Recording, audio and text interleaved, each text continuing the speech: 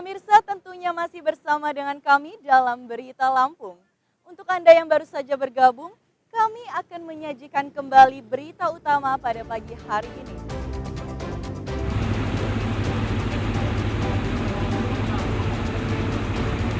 Sebuah kapal nelayan ludes terbakar dan karam di Lautan Gambus. 25 kru selamat dan 8 masih dalam pencarian.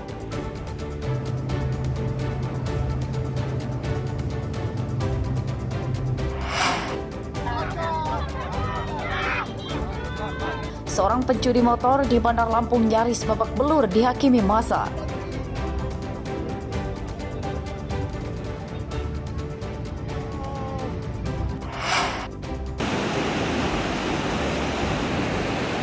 Kali ini kami ajak Anda menikmati keindahan sunset di tempat wisata Pantai Mandiri, Pesisir Barat.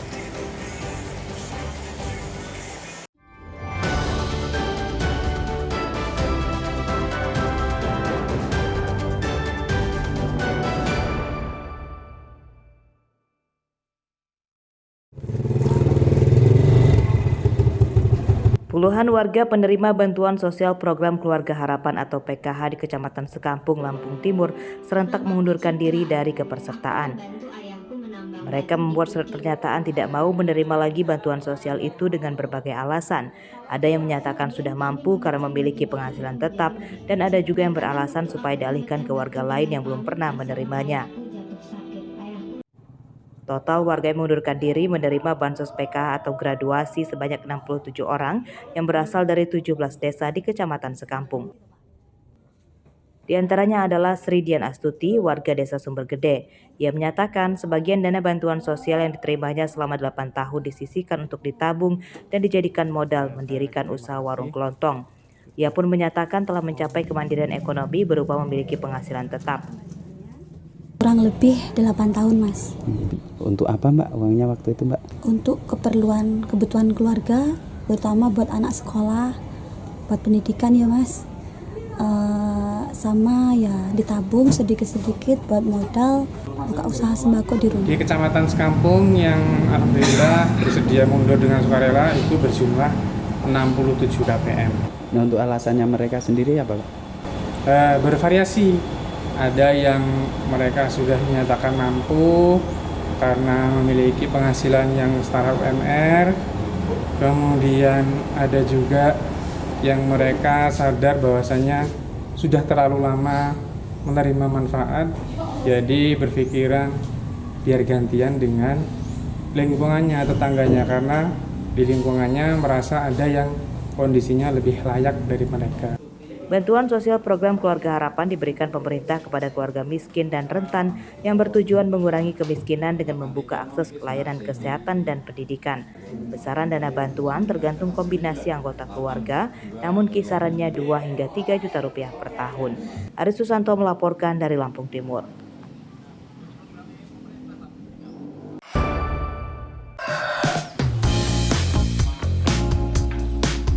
Budidaya ayam Pak Hoi yang berasal dari Thailand kini jadi peluang bisnis menggiurkan di Indonesia karena tingginya permintaan dari penghobi ayam kontes dan laga.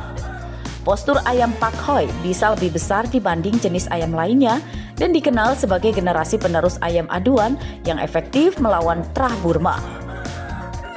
Di antaranya adalah Sanjaya, Kepala Desa Tanjung Rejo, Kecamatan Negeri Katon, Kabupaten Pesawaran. Ia berhasil meraup keuntungan jutaan rupiah per bulan dari memanfaatkan peluang bisnis itu dengan membudidayakan ayam Pak Hoi. Di kandangnya, Sanjaya memiliki puluhan ayam Pak Hoi jantan hasil dari beternaknya sendiri. Menurutnya, pembesaran hingga perawatan ayam Pak Hoi sama dengan merawat ayam jenis lainnya. Hanya saja, untuk mendapatkan postur ayam yang baik, diperlukan asupan gizi yang lebih untuk ayam Pak Hoi. Harga ayam Pak Hoi siap kontes kisaran 500.000 hingga 5 juta rupiah per ekor, tergantung ukuran dan kelincahannya. Selain para pembeli datang ke kandang, pembeli ayam Pak Hoi juga banyak dari luar daerah yang dipesan secara daring. Ayam kita kalau yang dari umur 1 bulan sampai dengan yang sudah 7 bulan atau 5 bulan itu kurang lebih ada 400-an. Rata-rata Pak Hoi. Jadi bisa pakai semuanya? Ya, Pak Hoi. Ada nggak sih kesulitan perkembangbiakan di sana? Kalau kesulitan perkembangan biak ini kan mungkin biasanya kena iklim loh. Kalau seperti akhir tahun seperti ini kan perubahan alam iklim, makanya kita gunakan vaksin ND. Kalau untuk pecinta ayam sendiri biasanya pembeli datang sini atau gimana tuh? Rata-rata pembeli itu datang jemput ke kandang. Ada juga yang kita kirim, yang mereka via WA atau via telepon langsung menghubungi. Kita order langsung kadang-kadang ke luar Jawa. Budidaya ayam pakhoy juga membuka lapangan kerja bagi warga sekitar. Sanjaya melibatkan tetangganya sebagai pekerja. Robi Laste melaporkan dari Pesawaran.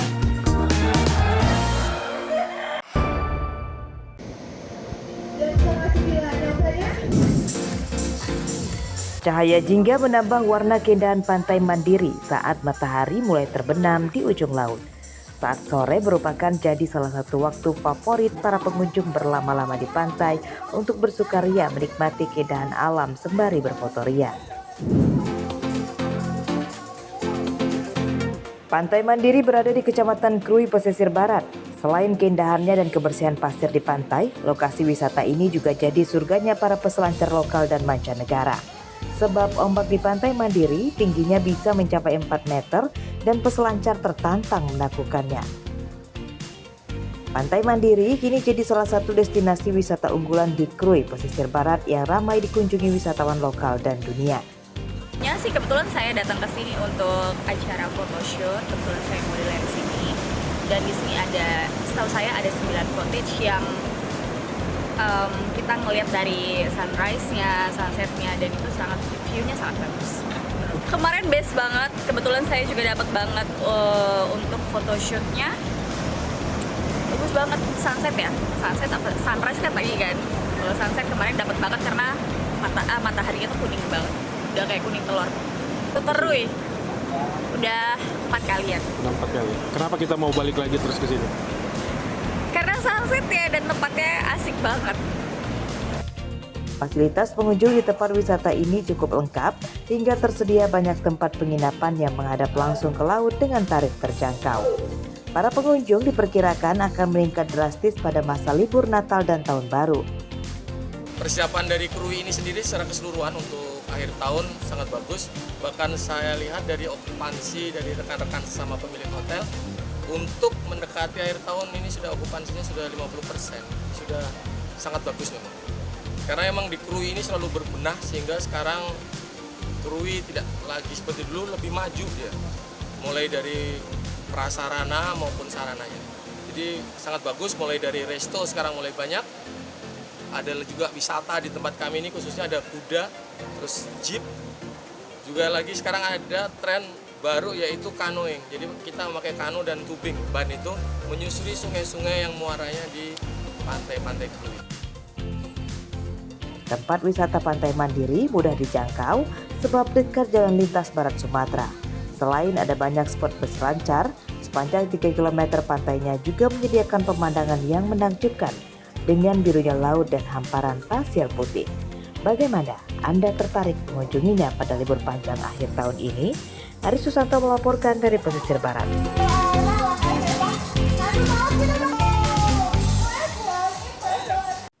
Pemirsa, informasi tadi sekaligus menutup pagi hari ini. Saya Fikara, redaksi, pamit undur diri, selamat beraktivitas dan sampai jumpa.